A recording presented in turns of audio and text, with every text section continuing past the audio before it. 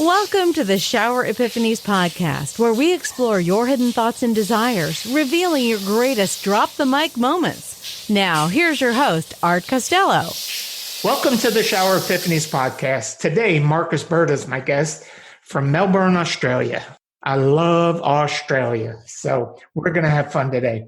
As a wellness futurist, momentum expert, and peak potential coach, he helps wellness business owners, subject matter experts, and entrepreneurs to build thriving companies and thriving lives.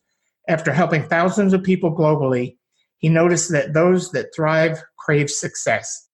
They are hungrier, more determined, and want it more than anything. As the owner of the Wellness Leadership Academy, and with over 35 years experience in the business, he helps the audience to reignite their desire to want to make success happen fast. He has a Master's of Entrepreneurship and Innovation, Diploma of Health Scientist, and is a qualified results coach, positive counselor, and kinesiologist. He has been an international downhill ski racer. I didn't know this. Private pilot and runner-up in the International Business Planning Awards. Welcome to the show, Marcus. Fantastic. Thank you so much, Art. It's lovely to be here. Can you tell us how this journey has gotten you to where you're at today? Wow. Yeah, it's been a bit of a crazy journey, really, because, I started as a bit of a corporate Jedi. And, I started climbing the corporate ladder, doing the things that I thought I should be doing, doing all the right things. I had the right job, I had the right car, I had the right wife, I had the right, I had the right everything, but really based on my parents' expectation. I grew up in a very lucky situation. My father was a very successful businessman and, I didn't go without anything. But also what sort of came with that was a pressure to do what was expected of me or what I thought was expected of me. So I started climbing the corporate ladder, which was sort of fun until it wasn't. And I realized at some point, and I think there was a moment, and I love how you frame this up as shower epiphanies, I had a desk epiphany. So I wasn't actually in the shower at the time, but I had a desk epiphany, and I was sitting in my corner office in Melbourne, and I was a senior manager of a national company and, doing very well by, my dad's standards. And I remember leaning back on my desk and I put my feet up on my desk and I got very egotistical and I went, wow, look at me, aren't I doing an amazing job? And then something came over me. I don't know what it was, but something flashed over me. I put my hand on my heart and I said, there's got to be more than this. Surely this is not all that is. And 2 weeks later, I gave myself chronic fatigue syndrome. And I pretty much spent a good 2 years really just exploring life, the universe, and everything. I couldn't work any longer. I had to leave my job. I couldn't speak to my friends. I couldn't watch television. I couldn't listen to the radio. I couldn't have any stimulus whatsoever. And that was a really tough and interesting place because like you, I'm a very people person. I love talking to people. I love engaging with people. I love all of that. And so I had to pretty much I spent 2 years trying to get well.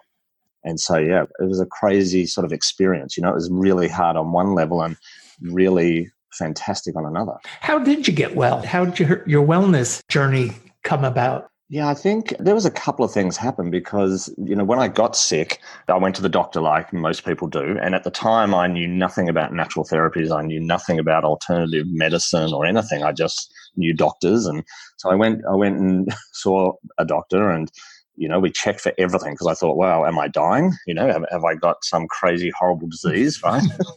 And after visiting 3 doctors who took copious amounts of blood and said, nothing's wrong with you, I realized that the only person that was really sort of going to heal myself was me. So I started going on this journey of self-discovery, of trying to work out what was going on and why I was the way I was. And I just started meditating, and I would meditate for 2, 3, 4 hours a day because I could do nothing else. And after a while, that led me, from one thing to the next. And I eventually connected with someone else who had chronic fatigue, and I sort of self-diagnosed myself. And then I found a doctor who specialized in chronic fatigue and nutritional medicine and vitamin therapy. And his name was Dr. Brighthope, which I thought was a brilliant name for a doctor. And he taught me nutritional medicine. He taught me just so much about my body and about the world. And yeah, I just went on this sort of crazy meditative healing journey.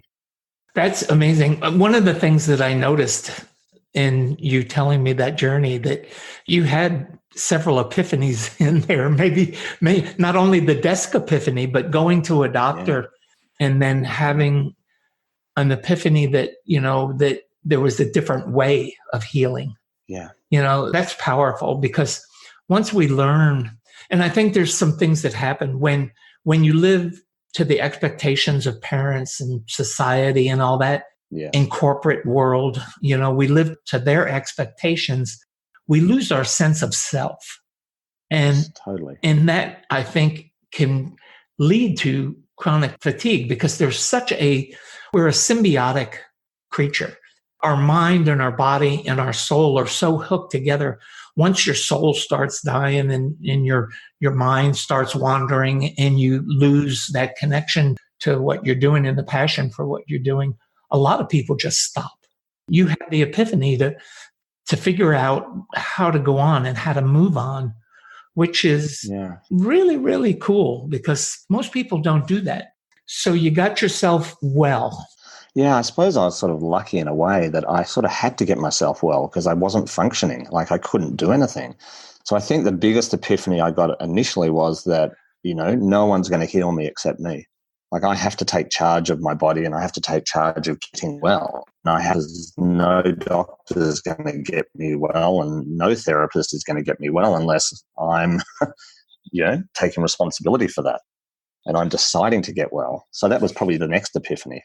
Yeah. And that actually, is probably the first step into healing. Yeah, I agree. And so many people need to learn that because they get stuck in certain places and they don't move. They kind of let everybody else tell them how to do it. And, the answers always lie within ourselves. We just have to be open to see them.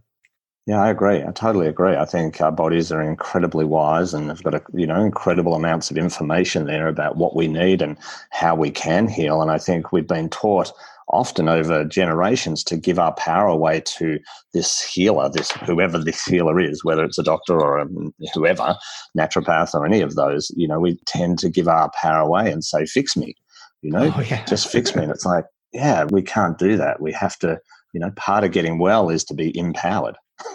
Yeah, it's a huge part of it because once you empower yourself, the mind starts working. We're doing research right now in expectations and cancer patients because cancer patients quite often, when they hear the diagnosis, look at it in two fashions. Either I'm going to beat it and I'm going to do everything and they get the positive side of it, or they say, oh, I got cancer and I'm going to die, And the research has actually kind of shown us that they live almost 7, 8, 9 years longer when they have positive expectations.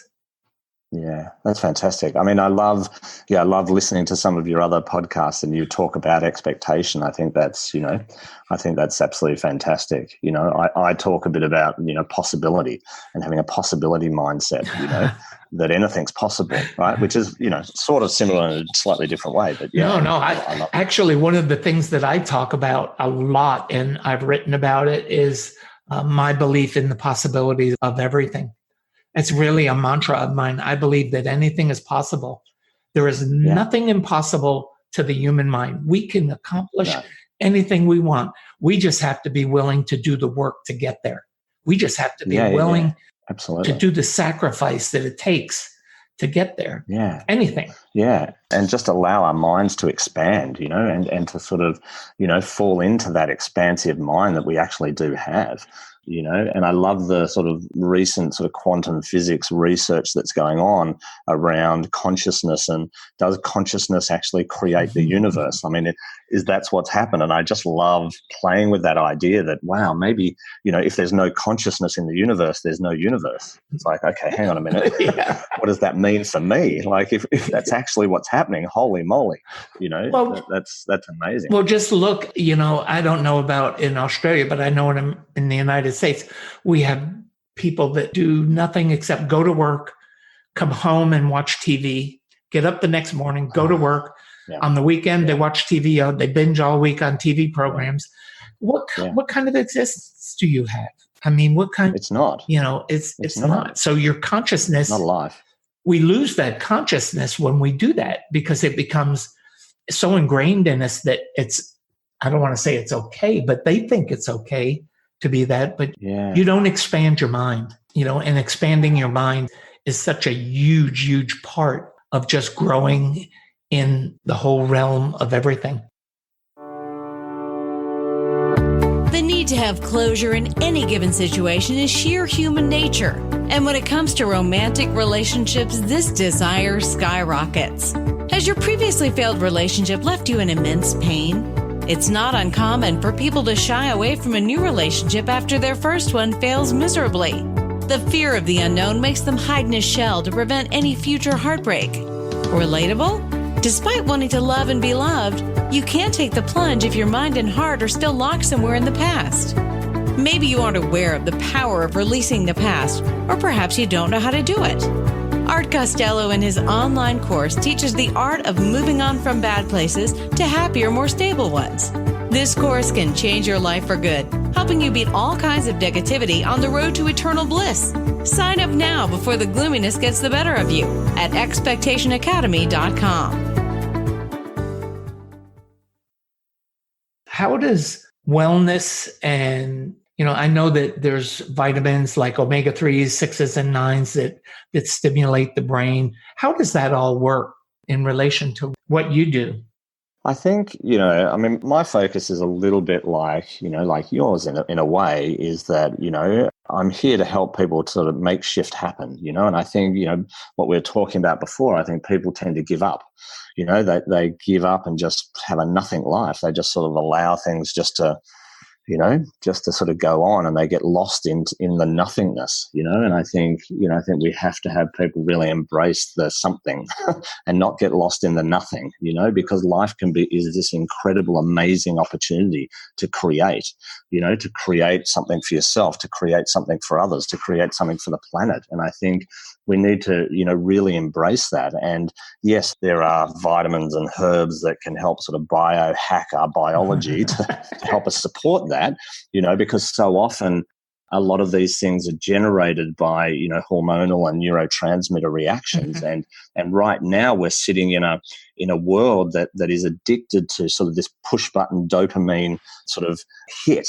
And a lot of the online and a lot of, our iPhones and our smartphones have led to this, where we can lie in bed and push a button and watch a movie or download another game or do something. So we're caught in this sort of addiction of fast hit, this dopamine hit. And it can be used for good and it can be used for sort of bad. And I think a lot of the time we use it to disappear, to vanish into the void of nothing.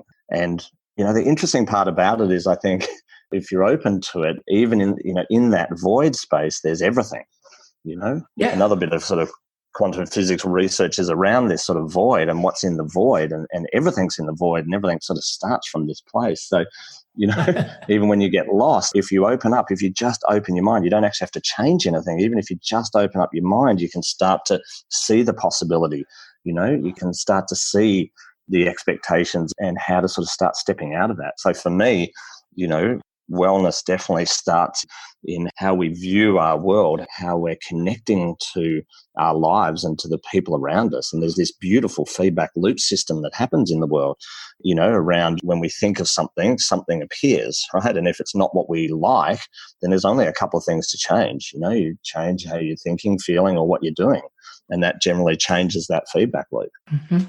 What does it mean to be a wellness futurist? So one of the things I spend my time doing is looking into what's happening on the planet from a wellness point of view. And wellness is one of the fastest growing industries on the planet right now.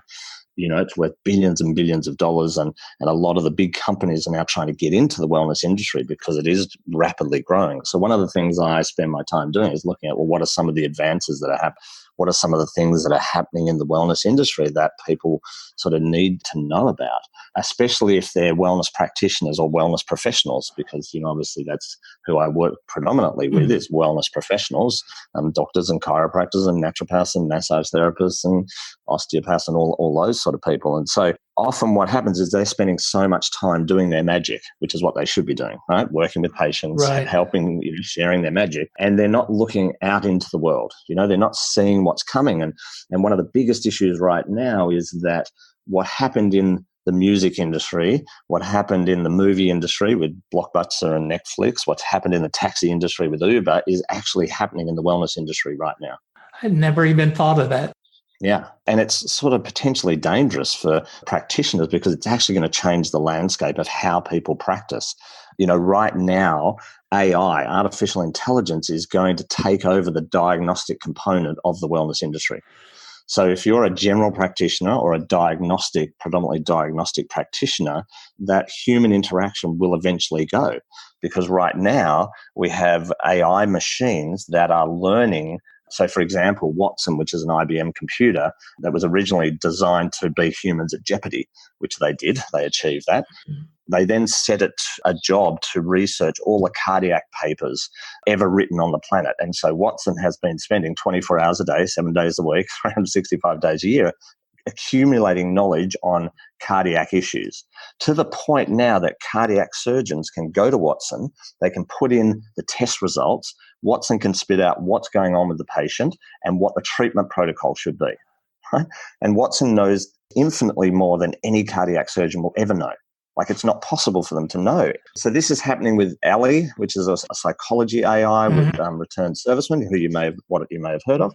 And so there's all these AI sort of amazing technology that's coming, and it's incredibly intelligent. I mean, Ellie's incredibly intelligent. She reads your facial expressions. It's not just, do you know what I mean? And so I think one of the predictions that sort of I'm having at the moment is that this diagnostic component of the wellness industry will disappear to artificial intelligence. And most practitioners aren't even aware of it. A lot of people are very worried about artificial intelligence. Actually, absolutely. I am not, because I think it just gives us an added tool to use, and it's up to us to adapt to it and learn how to use it. Because, the part of the medical industry, one of the things, the problem has been being able to diagnose accurately. Absolutely. I lost my wife to cancer in 2006. And when she was diagnosed in 2003, her and I knew 3 years prior to that there was something wrong, but they couldn't tell us. No one could tell us what it was. And had they been able to, we would have been able to have a much better fight at fighting that cancer. So anytime that we have a tool that will help us, and whether it's a physical tool or it helps us physically or it helps us mentally, or even with cars and everything else that artificial intelligence, it's not a bad thing. No, I don't think it is either. Most people look at it through the lens of fear because they fear anything new, and when you fear like that, it stops. Fear always stops growth. You'll never see somebody grow when they're in a space of fear. So, you being a momentum expert also and peak performance coach, that when people are in fear, that it halts them. Absolutely. Fear definitely stops them, stops them in their tracks. And I think you're right with artificial intelligence. It's nothing really to be scared about. I think it's another tool, as you said, and it's an opportunity. What you've got to do is adapt. You can't just keep doing the same old. You've got to adapt to whatever's coming new. And I think you're right. Fear then stops people adapting. Yeah. And those are the people that get left behind and they feel they feel left out. They become restless. They become disgruntled, and they become the thorn in the side of growth.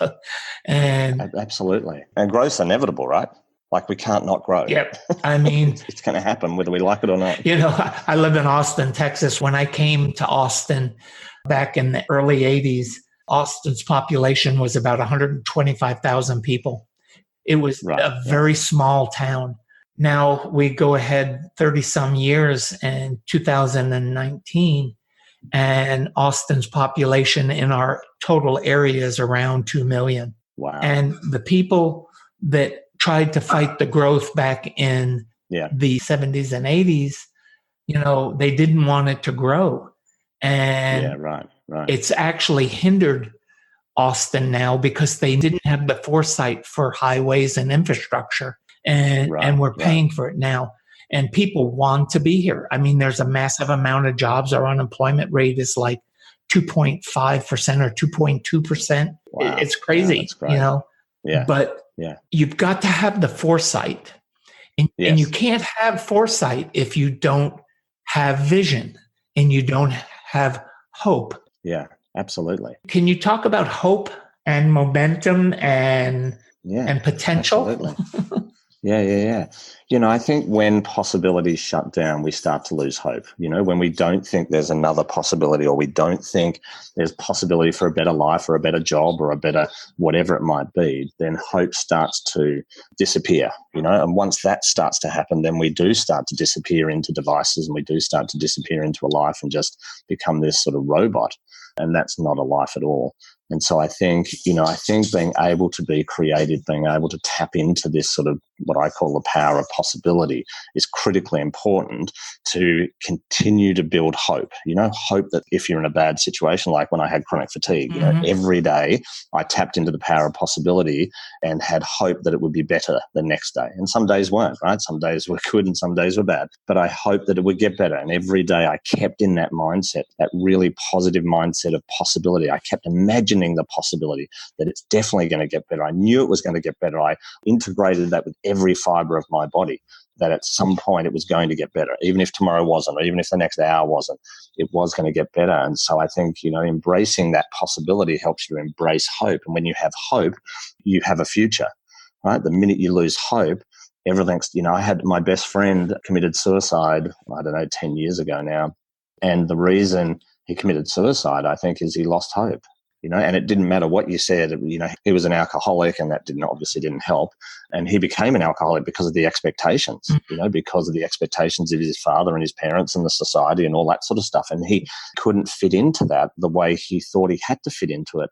And then he lost hope and started drinking and drank more and couldn't find the hope. Like, he just lost it totally. And eventually, of course, when you run out of hope, when the last drop of hope's gone, it's over for a lot of people, and suicide's so, prevalent these days, especially with men, and it's terrible. So I think embracing possibility, embracing a possibility mindset, and I get people to ask a really critical question of themselves when their brain's fighting them, when they're sort of falling into, that lack of hope, and the brain sort of telling them, no, you can't do that and you can't do this. And, I get them to ask one question, which is, what if it were possible?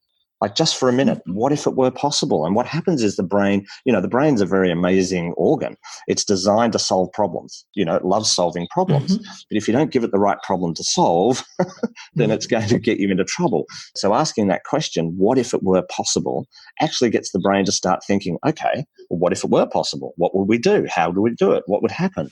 And that's a big question I used to keep asking myself. And that's why I think expectations are so critical for people to learn how to manage them. Because when you learn how to manage, and it's not the expectations of other people that count. Yeah. And yes. that I always do to prove that is, take your left hand, put it over your nostrils, take your right hand and put it over your mouth, clamp down on it.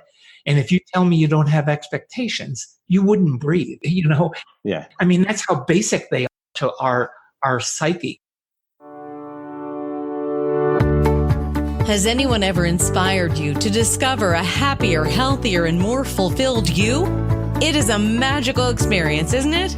Inspiration is indeed very powerful, yet it's often undermined. It can lift you from the ground to the sky in no time. Have you ever thought about returning the favor by inspiring the people around you? If you don't think you have it in you, we have good news for you. Art Costello's online course has everything you need to learn to supercharge yourself and shape your character into a powerful personality. Get ready to discover your strengths and unleash the creativity within. Don't believe it? Check it out yourself by signing up for this life-changing course at expectationacademy.com. That's expectationacademy.com.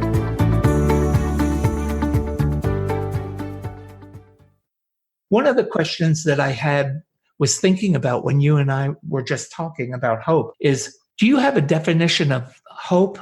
And then do you have a definition of faith? What's the difference between hope and faith? I think there's a different level of connection. I think hope, in my thoughts, hope is a mental aspect, is a more, and they're intrinsically linked without a doubt. But I think hope is more of a mental process, whereas faith is more of a, I don't know, that deeper sort of heart, almost sort of soul thing. I just have an absolute faith. And I think if you want to heal, so when I had chronic fatigue, I had to do more than just hope. I had to believe so much that it was going to happen. So I had to have so much faith in myself and the universe and I don't know, whoever, whatever, me mainly, that it would be better, and it was going to get better, and I wouldn't be like this forever. And I had to not believe the stories of hundreds of other people that had it 5 years, 10 years for life. And I said, no, that's not going to be my existence. So I hoped that it would get better. But at a deeper level, I had unbelievable faith. There was no other choice. It was going to happen. Yeah, let me kind of give you my take on hope and faith. Yeah. Hope is having the ability to think that everything is going to work out, and faith is knowing that it's going to work out. Yeah, I love that. Yeah, absolutely. And that makes sense. Well, and a lot of people always confuse faith, particularly in the States. When we start talking about faith here, they get a religious thing about it, that you're going to talk about religion. Faith is so much deeper than that. Faith has as many definitions as fear does. Fear, can come in so many, not definitions, forms. Fear has so many forms, and faith has so many forms, because it can be religious. Yeah. It can be spiritual, which is different than religious. I mean, there's just a whole ton of them. But what it really does is it affects our performance. And that's what I love about what you do, is that, I have a better understanding about being a wellness futurist, a momentum expert, and a peak potential coach, because they all are intertwined. They are all part of it. So let's talk about peak potential. Yeah, absolutely. How do people achieve potential? I think that's part of our destiny. If we sort of are open to it, that is part of our destiny.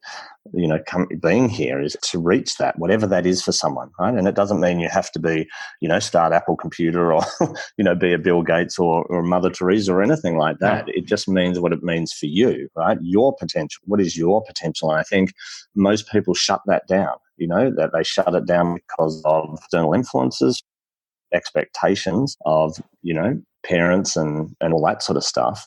And I think, our job is to really step into that. So for me, there are really, three key steps to it. First is you've got to align with your truth. You've got to align with who you are. You've got to align with your magic. What's your thing that you're here to bring to the world? What's that special sauce, that X factor that, that you uniquely have? And then I think the second thing you've got to do is then allow. You've got to actually start to allow the possibility, start to allow it to be created, to start to allow it to, to happen. And then finally, you've got to activate it, and you've got to really want it to happen. So align who you really are, then allow the possibility. So open up to the possibility, and then you've got to activate it. And in the activation, this is where a lot of people lose it, right? Is that they just don't want it enough. I often ask people in the audiences I speak to, I go, how badly do you want this, right? Because often people can imagine what they want. They can have a dream of what they want. So they can, in a lot of cases, imagine the possibility of having $1 million or a better life or a better job or whatever it might be. And a lot of the time they lose it in the activation phase, where they just really don't want it enough or aren't willing to do what it takes to get it done. I often use the story of Aaron Rolling, who fell down the cliff and got his arm caught between a rock and the cliff face. And he was there for, I think, 72 hours or something. And eventually he decided that he had to cut his own arm off to get out and survive. And I often use that. I go, okay, so you said to me you want to do this, you want to achieve this. Okay, are you willing to cut your arm off to achieve that? I know it's a bit drastic, but it's like, how much are you willing to have it? Because often destiny and often your full potential takes work. It doesn't necessarily just happen. You've got to work at it. You've got to do things. You've got to take action. You've got to, and it's not about hustling. It's not about, killing yourself for it, but it is about taking action and being determined to push through the fear and the phobias and the, all of the things, the naysayers, all of those things that might, stop you or hinder you. Don't know which direction you want your life to take? Are you sinking deep down into the pit of uncertainties day by day? So, what's the secret to leading a happy, satisfied life? It's taking matters into your own hands. But what if the matters in question are a total blur? Art Costello's Expectation Academy course aims to tell you exactly how you can get some clarity in your life. This course can be your savior on your journey to reinventing yourself.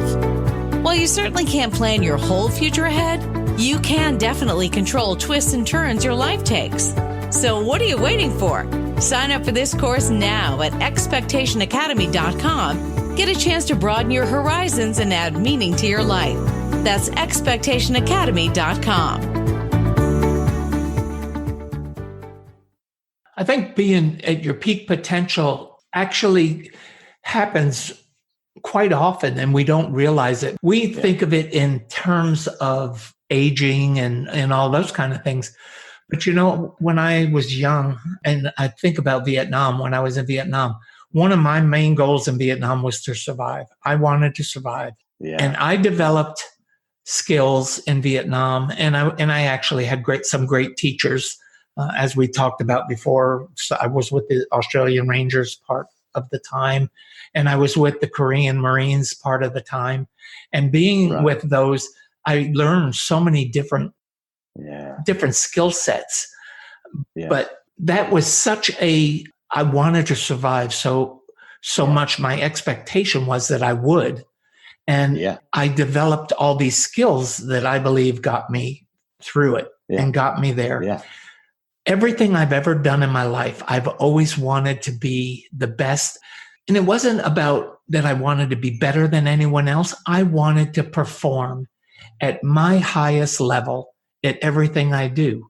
And I think when we get that mindset, that it really is a benefit to us, because no matter what I've done in my life, and I've done a lot of different things, I've always just tried to learn everything I can and perform at the best of my ability.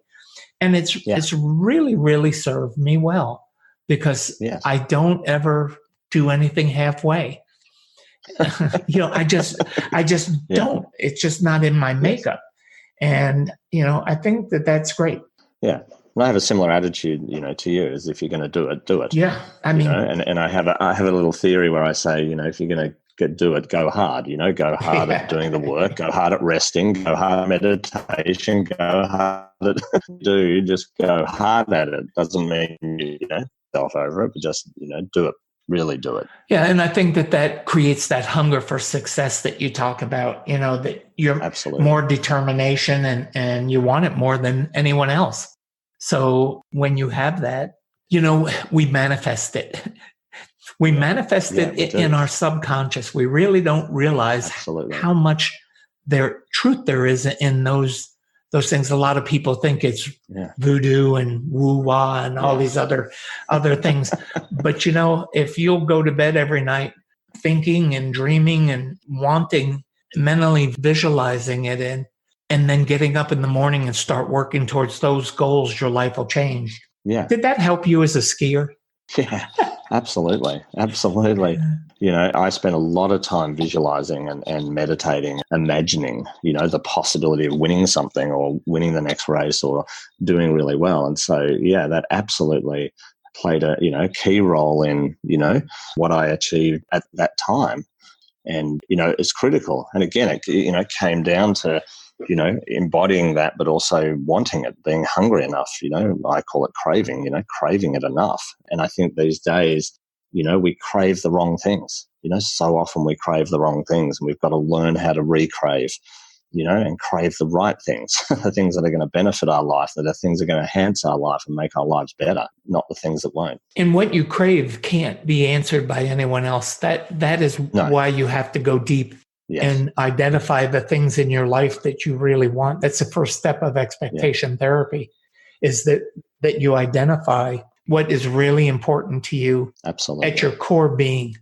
Because once you can identify that and you start working towards it, boy, life just changes. It does. Yeah, it improves incredibly. Yeah, and it just starts unfolding in such a natural way. And, and I believe in the vibrations, that we put out these vibrations. And I don't know how much you know about my story, but as a 9-year-old, I went to a mountaintop and laid on a mountaintop because I didn't know what was going to become of me, because I had been abandoned and had to figure out life on my own. And I believe that when I was 9 and started putting out those vibrations. Yeah. And started believing that the world was mine and that it was up to me on how to handle it and how to grow. Yeah. Absolutely. And I had the same epiphany when I was going through chronic fatigue.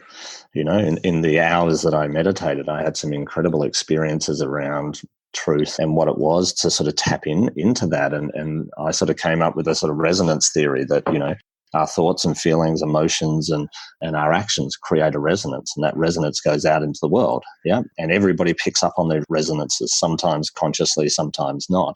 And the resonance of things that's going to attract or repel things in your life and help guide or, otherwise. Yeah. I call it the butterfly effect. Yeah. I love that. Yeah. Because, it's true. You just start putting out these waves of energy and they go somewhere. They do. And absolutely. I've just been fortunate enough to live long enough to see them start to come around.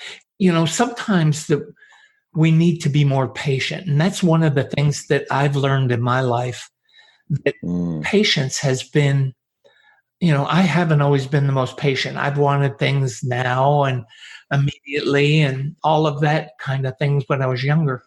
But I now am looking back on my life and I start to reflect on it, and I start to see that the patience that I've had over all these years, especially in later life, everything comes back to you. It comes back, and it comes back in greater abundance, Yes. And it does. The rewards are much more fulfilling when you absolutely find out what you're supposed to be doing with your life. I agree. And that's that alignment piece, we've got to get aligned with that.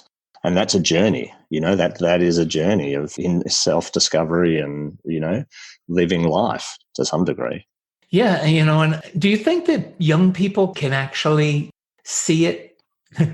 That's I think it's interesting because, we're growing up in a, sort of the most impatient generation in history, because things can be, bought or got or achieved instantly. And with our hyper-connected world of Instagrammers and, they see all these young people having everything really quickly and at what seems to be easily. And so a lot of patience, I think, is being lost in that generation. But I think they are coming more connected.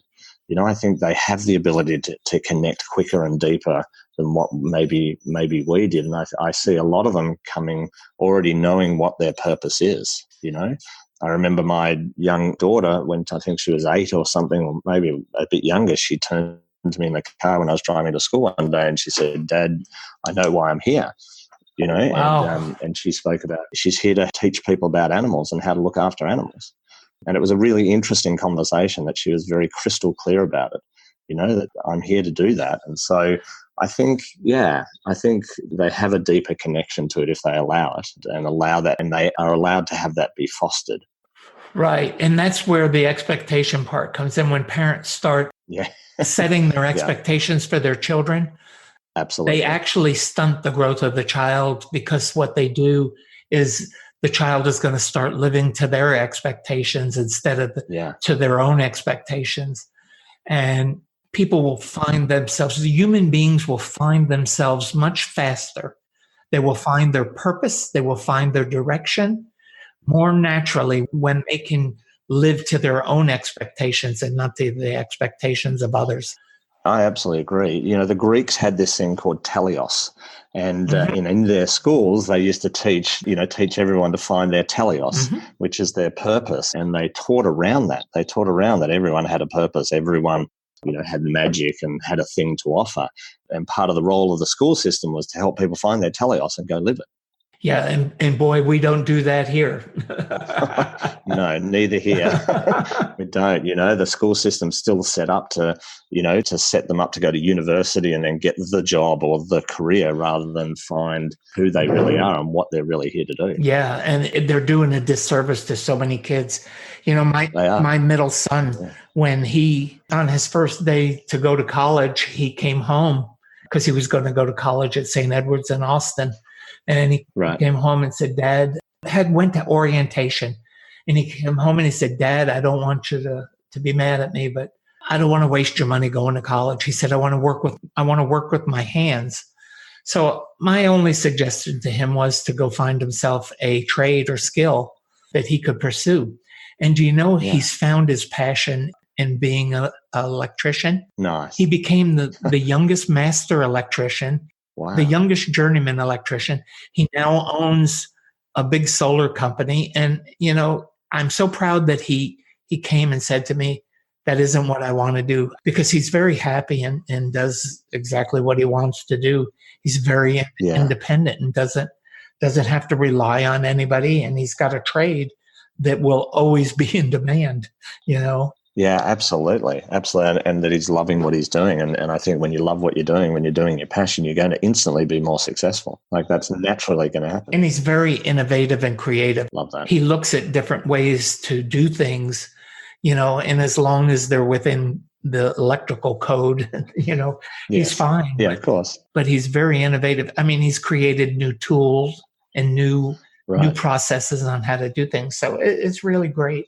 Yeah. Well, he had a good, role model and a good father to allow that possibility to appear, right? And for him to have that insight and be confident enough to actually come to you and say, hey, Dad, knowing that he wasn't going to get caught in an expectation that you might have had for him or you thought should happen.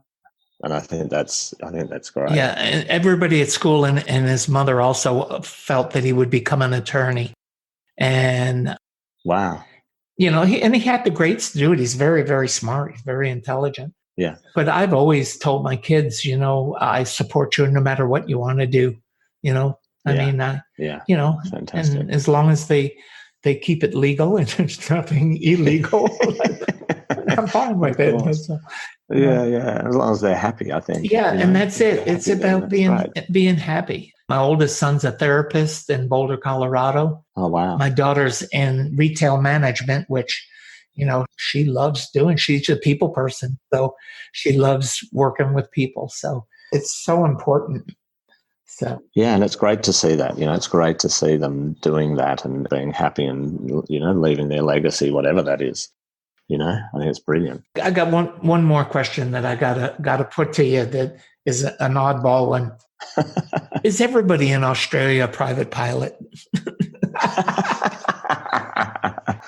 No, unfortunately, they're not. But you obviously met a few people who are. Yeah, I have. Having been there and seen it, I mean, I haven't seen all of Australia and I would love to. But being a pilot, Australia is a big country. Yeah, very. A very big country. And, yeah, if you're going to get around Australia, you need to be a pilot, don't you? I mean, isn't it kind of? Well, it certainly helps. I mean, just to give perspective for those that aren't aware, is that, Australia is pretty much the same size as the United States, but with 30 million people versus 300 million or something. And so there's a lot of space in between cities and towns and, there's a lot of space. I'd love to go to the interior. I just heard that it's just amazing to go to the interior. Yeah, the Outback is a pretty incredible place. There's some really amazing places to visit. And yeah, it's an amazing place, definitely. And, you guys have got amazing, places there as well. And I would love to explore more and certainly some of your national parks. And, I'd love to get into, more of that. Yeah, the Grand Canyon's beautiful. I mean, there's no matter where you go, and that's another part of believing in the possibility of everything, that when you see how vast the world is and how big it is. And I mean, when I was in Vietnam, one of the things that struck me about Vietnam was the beauty of that country. And, it was sad to see some of the devastation that went on with, Agent Orange and some of the defoliants that they used. But, when you see the beauty of the world and you've traveled it and you've seen it and you don't get stuck in just this one space, we tend to, I know people here in Texas who have never left Austin. Wow. And I think, how can you have a world view and see the big picture of the world when you don't have that? So I think it does limit your possibility too. Expansive mind. I think when you do interact with other people, other cultures, other worlds, it naturally starts to open your mind up to other possibilities. So I think travel is really important. Yeah, it does. I wish that more people would be open to travel, but I agree. When economically they can't afford to, you understand it. It's sure. Even exploring your own country, I know so often that doesn't happen. People can afford to travel, often travel outside of their country and actually, don't even explore their own backyard. I just had a thought.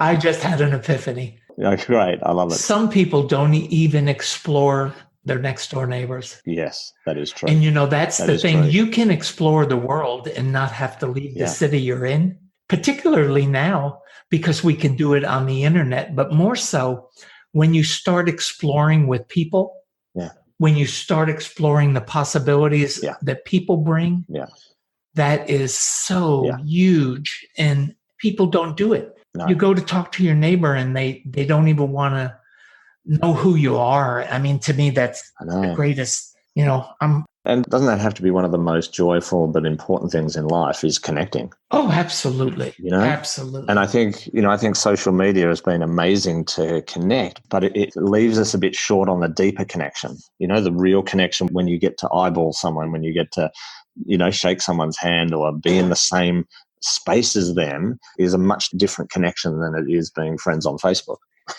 Do you know that that's the greatest joy that I have about podcasting is the connection that I make with people. I get to hear their stories. I get to know them in a deeper sense of the word. And it is just absolutely the greatest thrill of my life.